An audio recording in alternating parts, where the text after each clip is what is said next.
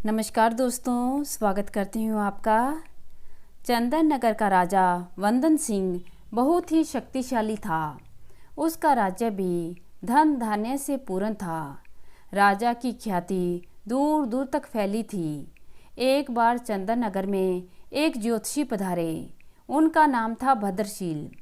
उनके बारे में विख्यात था कि वह बहुत ही पहुँचे हुए ज्योतिषी हैं और किसी के भविष्य के बारे में सही सही बता सकते हैं। वह नगर के बाहर एक छोटी सी कुटिया में ठहरे थे। अब ज्योतिषी भद्रशील नगर छोड़कर जाने लगे तो उनकी इच्छा हुई कि वह भी राजा के दर्शन करें। उन्होंने राजा से मिलने की इच्छा व्यक्त की और राजा से मिलने की अनुमति उन्हें मिल गई। राज दरबार में राजा ने उनका हार्दिक स्वागत किया। चलते समय राजा ने ज्योतिषी को कुछ हीरे जवाहरात देकर विदा करना चाहा, परंतु ज्योतिषी ने यह कहकर मना कर दिया कि वह सिर्फ अपने भाग्य का खाते हैं। राजा की दी हुई दौलत से वह अमीर नहीं बन सकते। राजा ने पूछा, इससे क्या तात्पर्य है आपका गुरुदेव?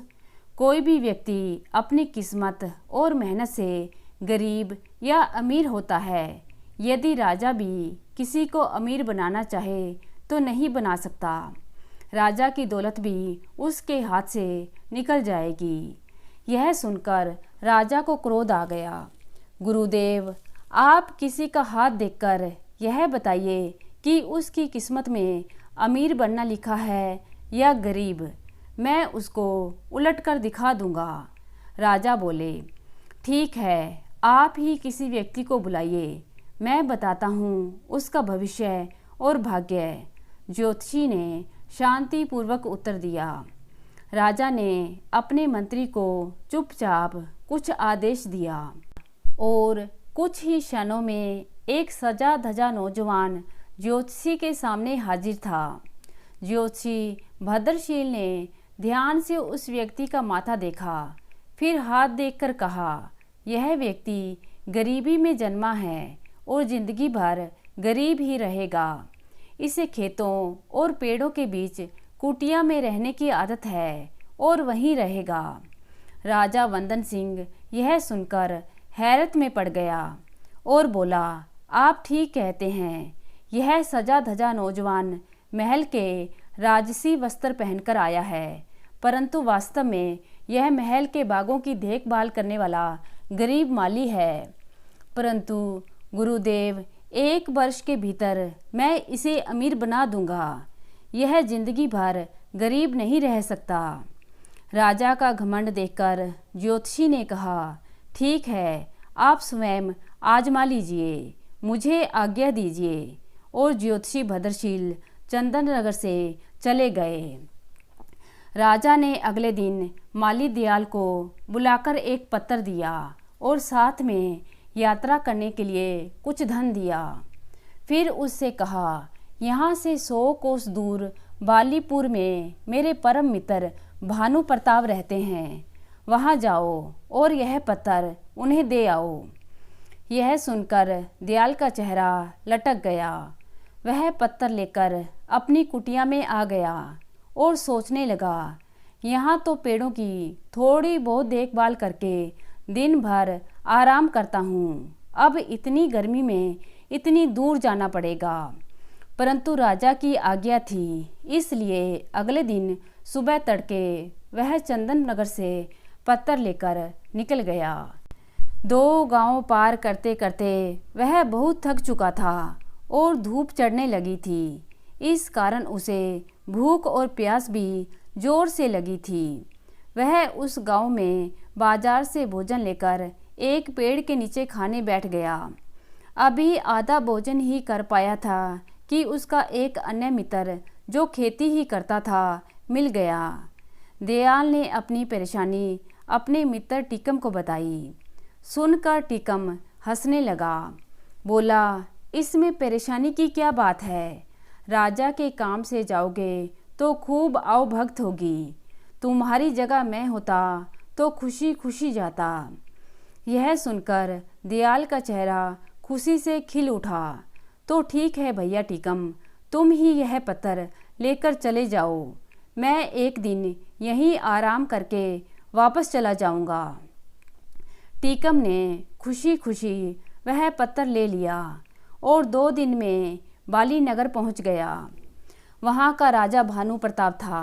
टीकम आसानी से भानु प्रताप के दरवाजे तक पहुंच गया और सूचना भिजवाई कि चंदन नगर से राजा का दूत आया है। उसे तुरंत अंदर बुलाया गया। टीकम की खूब आवभगत हुई। दरबार में मंत्रियों के साथ उसे बिठाया गया। जब उसने पत्र दिया तो भानु प्रताप ने पत्र खोला। पत्र में लिखा था, प्रिय मित्र, यह बहुत योग्य वह मेहनती व्यक्ति है। इसे अपने राज्य में इसकी इच्छा अनुसार 400 एकड़ जमीन दे दो और उसका मालिक बना दो। यह मेरे पुत्र समान है। यदि तुम चाहो तो इससे अपनी पुत्री का विवाह कर सकते हो। वापस आने पर मैं भी उसे अपने राज्य के 5 गांव इनाम में दे दूंगा। राजा भानु प्रताप को लगा कि यह सचमुच में योग्य व्यक्ति है। उसने अपनी पुत्री व पत्नी से सलाह करके पुत्री का विवाह टीकम से कर दिया और चलते समय ढेरों हीरे जवाहरात देकर विदा किया। उधर आलसी दयाल थका हारा अपनी कुटिया में पहुंचा और जाकर सो गया। 2 दिन सोता रहा। फिर सुबह उठकर पेड़ों में पानी देने लगा। सुबह जब राजा अपने बाग में घूमने निकला तो दयाल से पत्थर के बारे में पूछा। दयाल ने डरते डरते सारी बात राजा को बता दी। राजा को बहुत क्रोध आया और साथ ही ज्योतिषी की भविष्यवाणी भी याद आई। परंतु राजा ने सोचा कि कहीं भूल चूक हो सकती है, अतः वह एक बार फिर प्रयत्न करके देखेगा कि दयाल को धनी किस प्रकार बनाया जाए। 3-4 दिन के पश्चात दयाल राजा का गुस्सा कम करने की इच्छा से खेत के बड़े बड़े तरबूज तोड़कर लाया और बोला, सरकार, इस बार फसल बहुत अच्छी हुई है। देखिए खेत में कितने बड़े तरबूज हुए हैं। राजा खुश हो गया। उसने चुपचाप अपने मंत्री को इशारा कर दिया। मंत्री एक बड़ा तरबूज लेकर अंदर चला गया और उसे अंदर से खोखला कर उसमें हीरे जवाहरात भरवाकर ज्यों का त्यों चिपका कर ले आया। राजा ने दयाल से कहा, हम आज तुमसे बहुत खुश हुए हैं। तुम्हें इनाम में यह तरबूज देते हैं। सुनकर दयाल का चेहरा फिर लटक गया। वह सोचने लगा कि राजा ने इनाम भी दिया तो क्या। वह बड़े उदास मन से तरबूज लेकर जा रहा था। तभी उसका परिचित लोटन मिल गया। वह बोला, क्यों भाई, इतने उदास होकर तरबूज लिए कहाँ चले जा रहे हो? दयाल बोला, क्या करूं, बात ही कुछ ऐसी है। आज राजा मुझसे खुश हो गए पर इनाम में दिया यह तरबूज। भला तरबूज भी इनाम में देने की चीज़ है? मैं किसे खिलाऊंगा इतना बड़ा तरबूज? लोटन बोला, निराश क्यों होते हो भाई, इनाम तो इनाम ही है। मुझे ऐसा इनाम मिलता तो मेरे बच्चे खुश हो जाते। फिर ठीक है, तुम ही ले लो यह तरबूज। और दयाल तरबूज देकर कुटिया पर आ गया। अगले दिन राजा ने दयाल का फिर वही फटा हाल देखा तो पूछा, क्यों, तरबूज खाया नहीं? दयाल ने सारी बात चुपचाप बता दी। राजा को दयाल पर बड़ा क्रोध आया, पर कर भी क्या सकता था। अगले दिन दयाल ने लोटन को बड़े अच्छे अच्छे कपड़े पहने बग्गी में जाते देखा तो उसके आश्चर्य का ठिकाना ना रहा।